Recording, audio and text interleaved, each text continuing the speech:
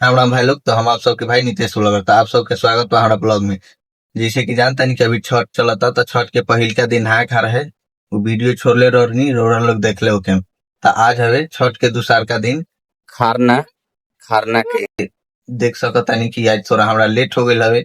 हम चल गए कोपा थोड़ा केस उस कटाए, केस के दुकान पर भीड़ रलक की वजह से थोड़ा सा लेट हो गया। तो देख सकता नहीं कि मम्मी यहाँ खीर बना रहा बड़ी, खीर बना रहल बारी और आटा भी सान देले बारी। तले हम गईनी है नहाए, तले नहा के आए में लेट हो गई हमरा। ओकरा बाद देख सकतानी कि मम्मी यहाँ रोटी भी बना देले बारी। रोटी बनैला के बाद देख सकतानी कि मम्मी अब बैठ गल बानी माने पूजा करेला छठी माई के। ओकरा बाद देख सकतानी कि छठी माई के मम्मी अपन पूजा उजा करतनी। ओकरा बाद मम्मी पूजा करनी है तो हम मम्मी के देख सकतानी कि गोर ओर लगनी है छठी माई के। ओकरा बाद हम सीधे अपन खाना लेके खाए खातिर बैठ गई हैं। तो वीडियो कैसन लागल हमारा कमेंट में जरूर बताएं और ऐसे ही वीडियो देखे खातिर फॉलो करें। जय हो छठी मैया।